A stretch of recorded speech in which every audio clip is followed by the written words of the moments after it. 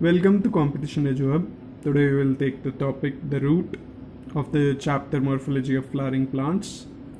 Majority of the dicot plants में जो direct elongation है radical का वो that leads to the formation of primary root जो कि soil में deep inside grow करती है.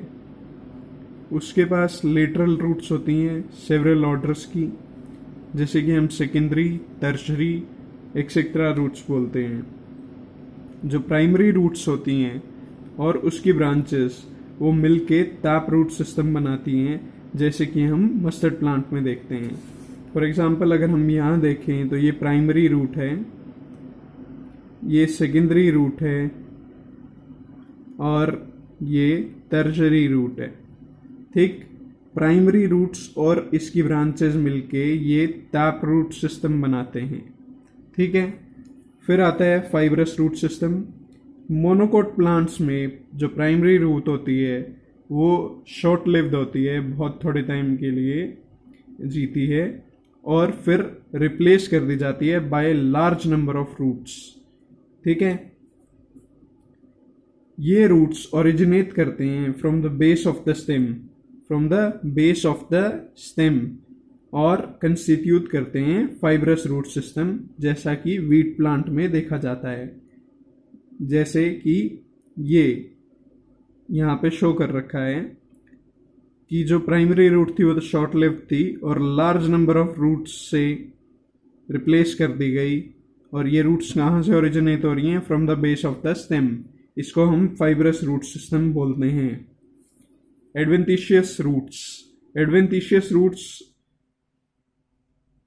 कुछ प्लांट्स में, जैसे कि ग्रास, मोन्स्टेरा और बनियन ट्री, तो उन प्लांट्स में जो रूट्स होती हैं वो दूसरे पार्ट्स ऑफ द प्लांट्स से निकलती हैं रादर देन रेडिकल, और उनको हम एडवेंटिशियस रूट्स बोलते हैं. एडवेंटिशियस रूट्स कुछ प्लांट्स में, ग्रास, मोन्स्टेरा और बनियन ट्री जैसे रूट्स जो हैं वो अराइज करती हैं from the parts of the plants other than the radical, और उनको हम एडवेंटिशियस रूट्स बोलते हैं. ठीक, रूट सिस्टम का फंक्शन क्या है? Main functions of the root system. पहला है absorption of water and minerals from the soil. ठीक है, दूसरा है providing a proper anchorage to the plant parts. Anchorage मतलब टू होल्ड या टू ग्रिप, मतलब पकड़ के रखना, पकड़ बना के रखना. तो सॉइल के साथ रूट्स पकड़ बना के रखती हैं प्लांट पार्ट्स की.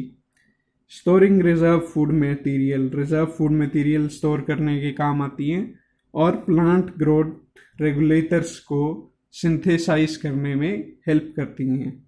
Now we will take a NCERT reading.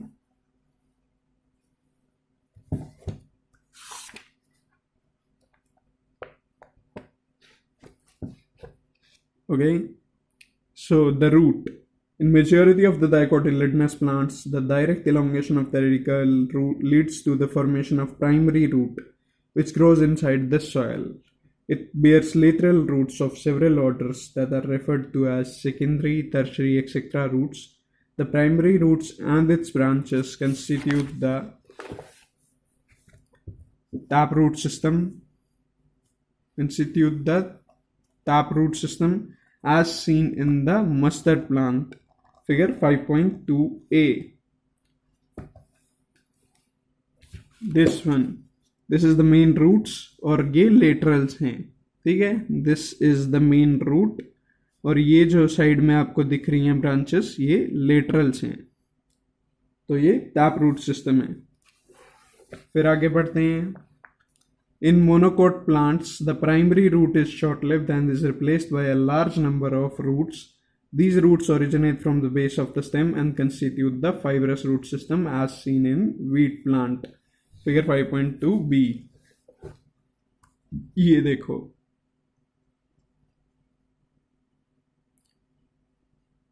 ये fibrous roots हैं,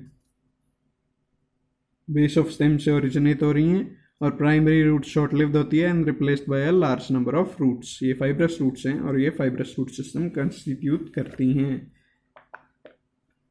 In some plants like grass, monstera and the banyan tree, जो roots हैं that arise from the parts of the plant other than the radicle, और हम उनको adventitious roots बोलते हैं. ये देखो, ये दिखा रखी हैं adventitious roots. ठीक है. The main functions of the root system are absorption of water and minerals from the soil, providing a proper anchorage to the plant parts, storing reserve food material, and synthesis of plant growth regulators. Hope you understand the video.